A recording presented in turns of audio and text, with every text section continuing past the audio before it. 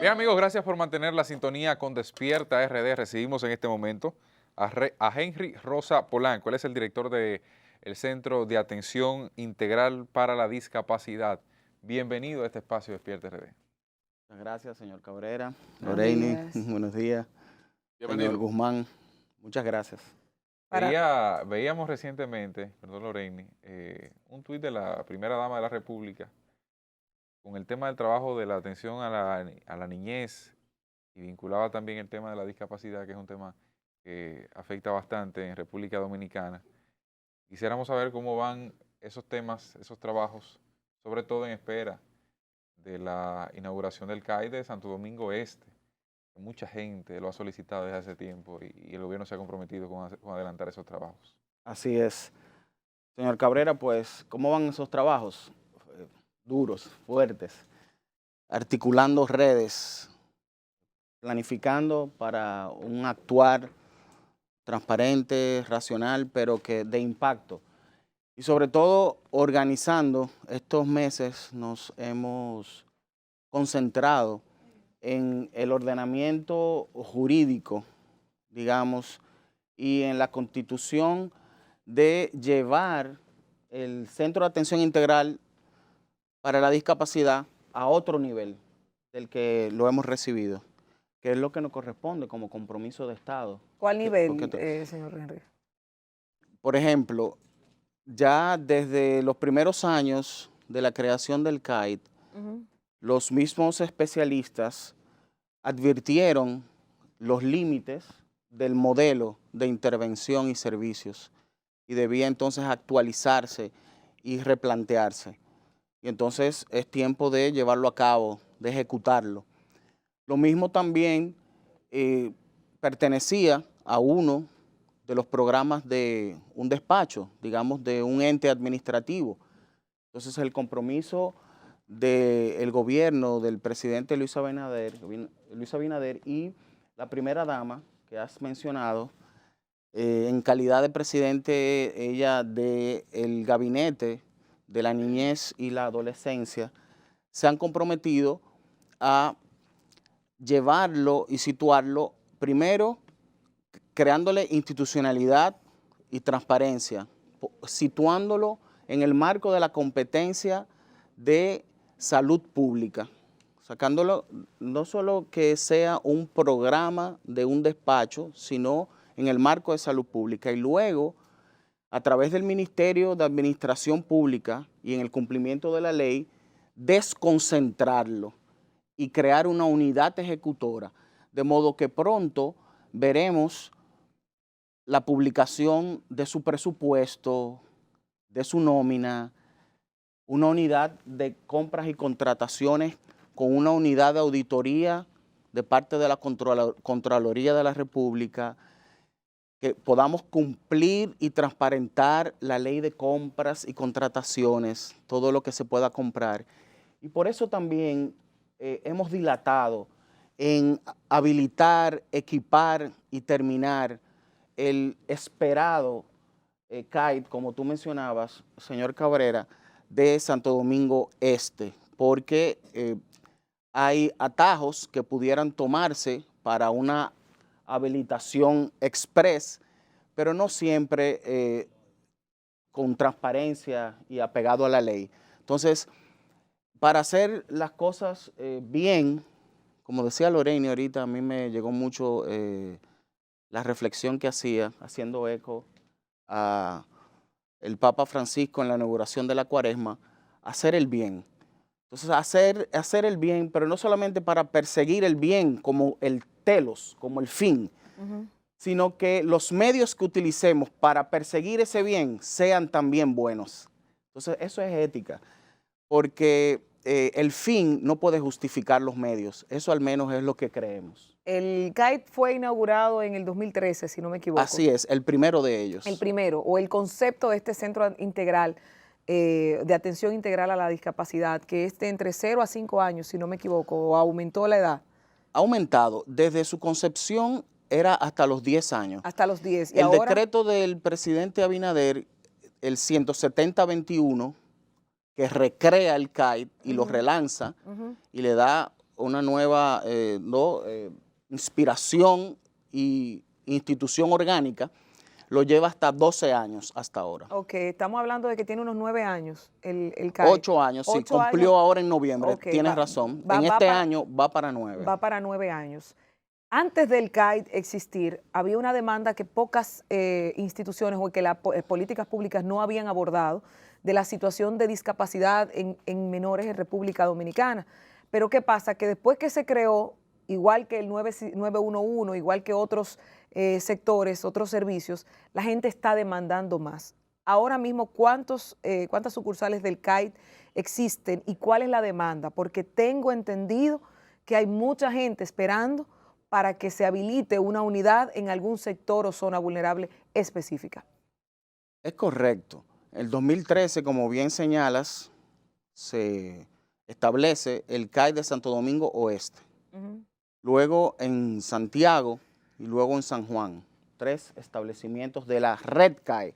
Ahora la nueva estrategia es red, para así poder aprovechar mejor los recursos por aquello de las economías de escala y de alcance. Por Santo Domingo Este ustedes se refieren a la principal. A la Luperón. Sí, se ha denominado la principal porque ha sido la sede inicial. Es cierto. Hago la pregunta porque como está en el borde de... O sea, Es cierto, se está en la divide Luperón y exacto, justo y donde... hay gente que lo percibe como la capital. Es cierto, es cierto. Porque pertenece a Santo Domingo Oeste. Sí, porque está en el borde. La división, exacto, de la buen sede. señalamiento, está en la Luperón con Enriquillo y es Exacto. justo Del donde otro lado. a partir de ahí empieza Santo Domingo Oeste, pero no es Santo Exacto. Domingo Oeste profundo. Entonces, como bien señala Lorraine, yo prefiero verlo de la siguiente manera. Los últimos 20 años, no solamente en República Dominicana, sino en el hemisferio americano y en el mundo. Por ejemplo, en el 99 la OEA hace una declaración que enfatiza las personas con discapacidad. Luego, nosotros aquí en República Dominicana se celebró la OEA una asamblea, la número 36, en la que emanaron una declaración por los derechos y la defensa, ¿no?, de las personas con discapacidad, por los derechos y la dignidad. Y proclamaron el decenio, o sea, desde el 2006 al 16. Y en el 16 volvieron aquí a República Dominicana en la Asamblea 46, 10 años después, y extienden ese decenio hasta el 2026. Lo que compromete a las partes, a los países firmantes que han ratificado y que forman parte, a comprometerse. ¿Por qué extienden el decenio? Porque vieron que en los 10 años anteriores el hemisferio no avanzó mucho. Ellos dicen en esa declaración que hay 90 millones de personas con discapacidad en el hemisferio americano. 90 millones. 90 millones. Personas. Niños, aquí en República Dominicana hace falta, para responder a tu pregunta de la demanda, hace falta todavía instrumentos estadísticos que visibilicen para que nos iluminen para la toma de decisiones sobre la creación o no de otros centros, sobre cuáles condiciones específicas atender. Sin embargo, se han hecho muchos esfuerzos.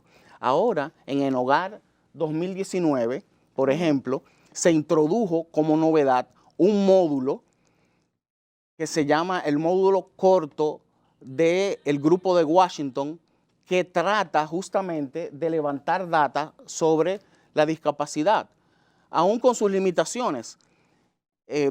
Hay un informe ahora que se circuló en este año, el recién terminado año salud, 2021, con datos del SIUBEN que reflejan tanto en hogar como el SIUBEN alrededor del 10 al 11% de los niños entrevistados en estas encuestas y la base de datos del SIUBEN entre 2 y 19 años, niños, niñas y adolescentes, Con alguna condición. tiene alguna condición. Henry, ¿quién dirige esa institución?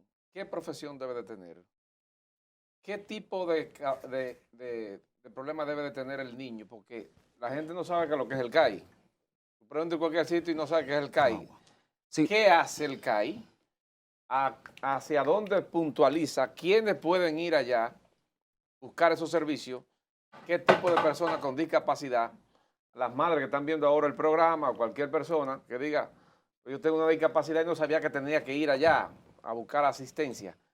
Para que nos defina eso, qué es el CAI y qué profesional debe de dirigirlo. Sí, excelente, señor Guzmán. El CAI es un centro de atención integral. ¿Y qué hacemos? ¿Cuál es en teoría, qué se ha planteado, qué se ha concebido?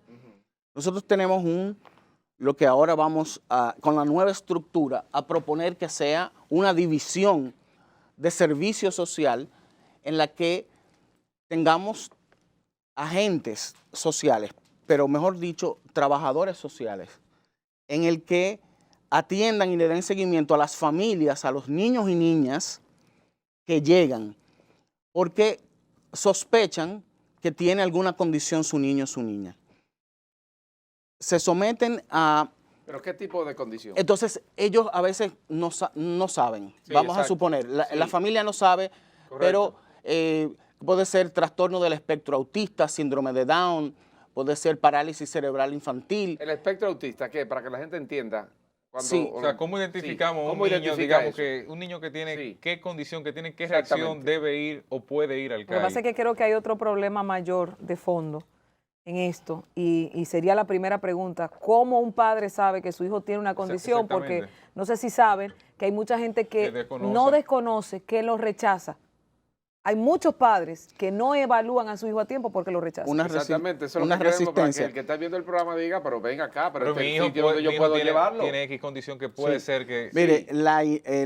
el INAIPI Ujú. tiene toda, en su página, y ha circulado todo un catálogo de advertencia para educar los padres y las madres que están viendo este programa, que se despiertan RD con estos 3 jóvenes especialistas en comunicación, entre otras profesiones, pues pueden acudir y ver si tienen alguna sospecha de que su hijo tiene una lentitud en la articulación comunicativa, si repite mucho una acción, si se queda aislado, como ensimismado en su mundo, con la mirada perdida, si cuando me decía, por ejemplo, mi prima hermana, que su hijo, su segundo hijo, es natural que lo vaya comparando con el primero. Claro. Decía, pero mi niño,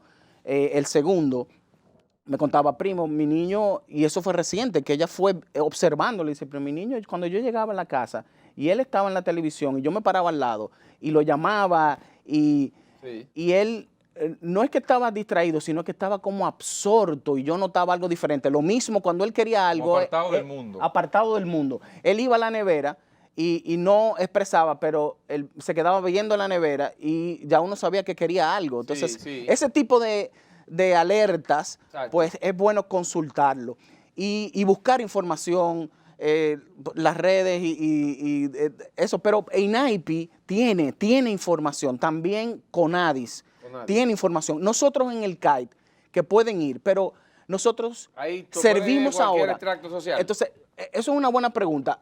Su pregunta es condiciones y extracto social. Sí. Las condiciones, nosotros sí servimos hasta ahora 3 condiciones. Sí. El espectro autista, el síndrome de Down y la parálisis cerebral infantil. Ya la gente está edificada. Ya la gente está edificada. Ahora bien, llegan y tú no sabes, pero nosotros, después que nosotros pasamos en el servicio social, te acompañamos, pasamos un instrumento y tratamos de clasificar tu nivel socioeconómico. El más del 90% de las familias que llegan están en el nivel de la pobreza o más abajo. Entonces, no se cobra.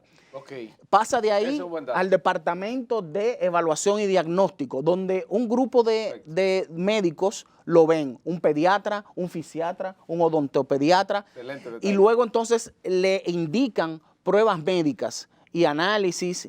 Entonces ahí es que hay una de las filas y de las colas que la gente demanda, porque, ok, los médicos muy bien, me mandaron estos análisis, pero ¿qué hago ahora? Entonces nosotros estamos llamados a ¿Cómo está el fortalecer. país en ese sentido? Tenemos muchos niños con esos problemas que ustedes reciben.